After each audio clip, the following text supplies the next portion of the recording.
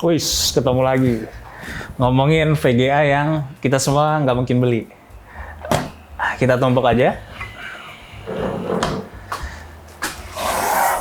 Oke.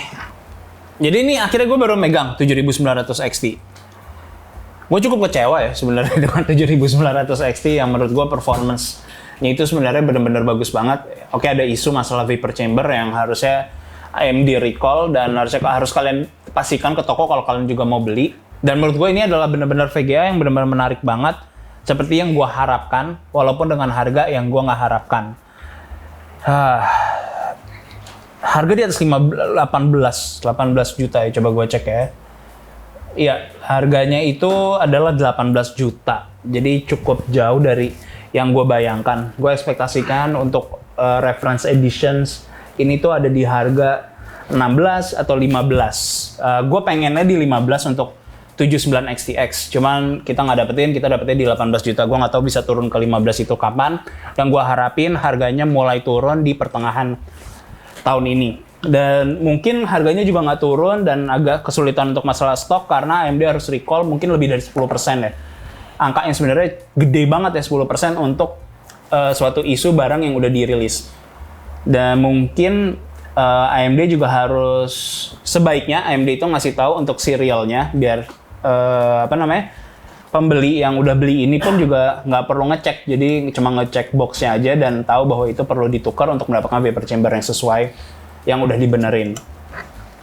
Nah, jadi untuk si 7900 XTX ini harga 18 ya jangan dibeli juga sih menurut gua sih paling ideal ini tuh kayak ditonton untuk orang-orang yang emang punya duit yang banyak banget dan mereka nggak isu untuk ngeluarin duit 18 juta hanya untuk VGA. Ya menurut gue itu adalah jumlah orang yang cukup sedikit terutama di Indonesia, dan untuk AMD menurut gue harganya mereka bisa push, tekan jauh lebih turun, lebih rendah, nggak dimanfaatin sama AMD. Itu yang menurut gue sayang banget. Jadi sebenarnya kalau kita ngeliat 7900 XTX ini tuh bersaingnya sama 4080. Nanti ada di benchmark, kalian bisa lihat kalau mereka tuh bener-beneran tukeran banget, pukul-pukulan, tergantung sama game apa yang kalian mainin. Terus kalau kalian menggunakan ray tracing atau enggak, atau menggunakan FSR atau enggak, dan DLSS atau upscaling apapun itu juga. Jadi benchmark yang sekarang itu gue selalu memberikan di 1440 dan 4K karena 1080 nggak mungkin lu punya monitor 1080 doang tapi belinya kayak gini. Jadi ada yang salah kalau kalian masih begitu juga, karena ini juga jadinya mau bazir banget untuk main. Jadi makanya gue nggak nge-benchmark di 1080 lah, itu nggak masuk akal lah. Lebih, dan bahkan di 1440 VGA yang ada di sini pun juga itu isunya adalah masih ke bottleneck di prosesor yang high end atau yang paling tinggi. Bahkan di 1440 pun juga masih ada masalah. Nah, jadi untuk Meshable kita udah upgrade untuk menyesuaikan dengan ya, VGA ini yang akan datang nanti, dan gua nggak tahu terusannya 79 XTX akan ada yang lebih tinggi atau enggak, atau misalnya nanti yang menggunakan power delivery lebih tinggi. Nah, jadi kita di sini menggunakan 13900X untuk benchmark kita yang baru. 13900X saja masih ada bottleneck-nya di 1540 untuk beberapa game. Terus untuk storage juga akhirnya gue ganti.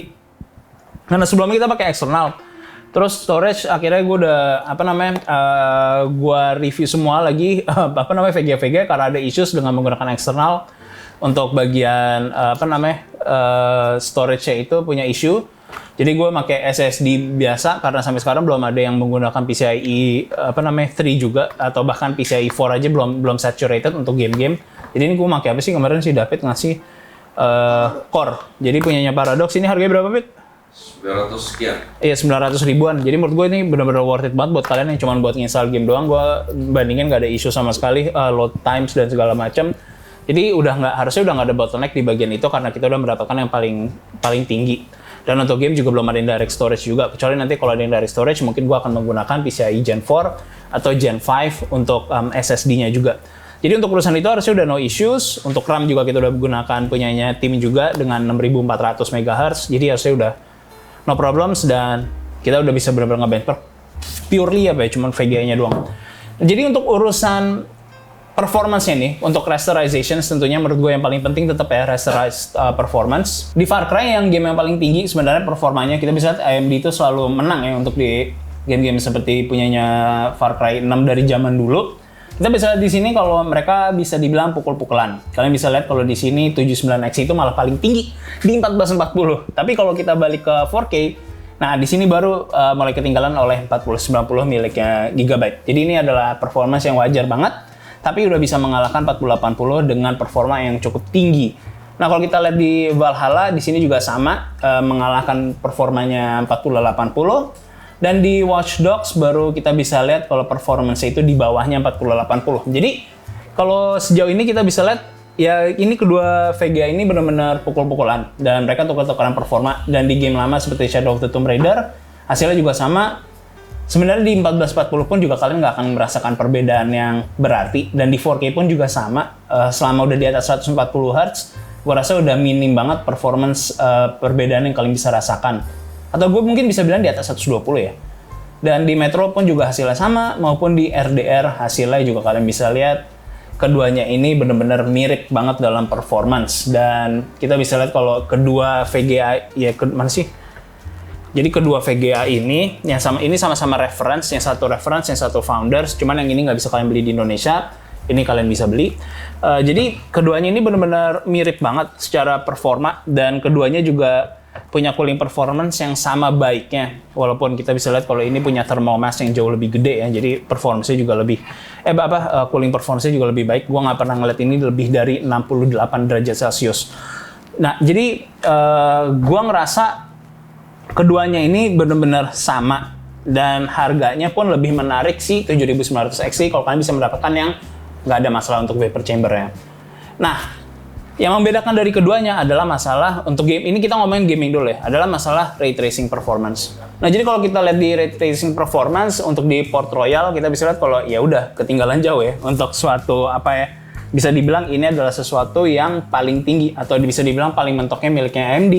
Itu nggak bisa menyentuh 4080. Jadi cukup ditinggal lumayan jauh ya, sekitar 3000-an ditinggalnya untuk di ray tracing performance oleh 4080. Dan kalau kita ngeliat juga di Cyberpunk untuk ray tracingnya itu lebih parah lagi. Jadi ditinggal itu kita udah mendapatkan unplayable performance. Jadi ini gue menggunakan di 4K.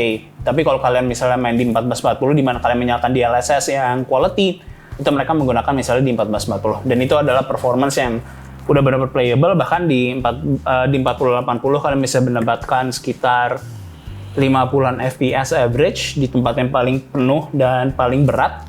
Dan si 7900 XTX ini juga memiliki performance sampai 40-an FPS. Cuman untuk urusan DLSS versus FSR 2.0, gue rasa masih kalah ya sama DLSS.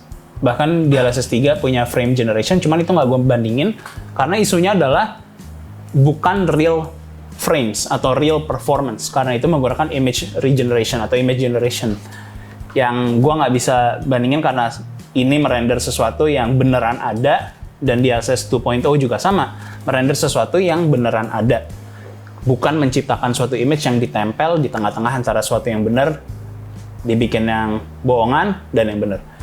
Jadi gua nggak bisa bandingin itu. Mungkin itu juga topik lain lah, gue bisa ngebahas. Nah, kalau di Watch Dogs Legion juga di sini performance-nya ya kita bisa bilang kalau 4080 itu memiliki performance yang lebih baik ya. Dan 7900 XT kita bisa bilang kalau emang ketinggalan di urusan ray tracing performance. Tapi berapa banyak game yang kalian nanti akan mainkan. Jadi antara keduanya ini menurut gua adalah isu tipe game apa yang kalian akan mainkan. Apakah kalian lebih fokus ke masalah game-game yang menggunakan ray tracing?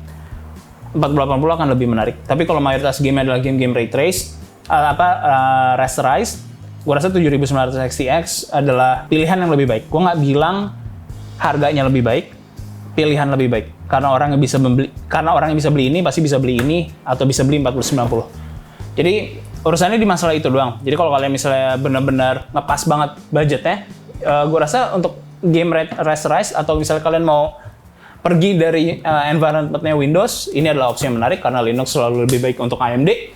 Dan kalau kalian adalah orang yang menggunakan productivity atau mau belajar atau menggunakan untuk rendering, lebih banyak yang support untuk NVIDIA atau bisa di Lumion juga, atau kalian ada seorang arsitektur, Lumion itu jauh lebih berguna karena performance NVIDIA itu lebih tinggi. Dan kalau kalian menggunakan Blender juga, Blender sih kurang lebih mirip ya keduanya. Bahkan untuk Indigo sekarang juga AMD sudah mulai mengejar.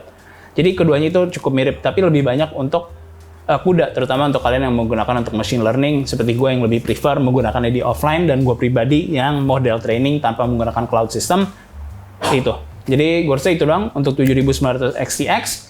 Gue nggak tahu nanti apakah gue akan hadir lagi untuk review satu VGA yang menurut gue nggak banyak orang bisa beli juga. Gue benar-benar mengharapkan dalam waktu dekat kita bisa mendapatkan performance yang lebih menarik seperti seri 60 atau seri 6000 7000-nya punyanya AMD, ya itu yang gue ekspektasikan. Dan kalau kalian sekarang misalnya lagi mau mencari VGA yang benar-benar murah, gue bisa menyarankan untuk kalian membuka TLT. Jadi kemarin ada yang ngejual 6800 XT, harga itu cuma berapa aja? 6 ya? 5 juta. Apa? Yang ngejual kan? Iya, ada yang ngejual 5 juta untuk 6800 XT. Jadi menurut gue itu yang jauh lebih menarik ya daripada kita membeli VGA yang sekarang harganya nggak masuk akal. Jadi kayak 6800 XT, 3070, 3080 itu harganya di second hand market itu benar-benar menarik banget, dan kalian bisa coba cek di Linzy Titip. Nanti harusnya ada di bawah ya untuk nge-linknya dan contoh VGA-VGA yang dijual. Bahkan gue bisa bilang kalau 2060, 3060 itu juga masih benar-benar menarik. 5700 XT, 6700 XT juga ada yang jual. Jadi itu menurut gue benar-benar jauh lebih menarik untuk mayoritas orang untuk bisa main game yang mereka ingin mainkan saat ini.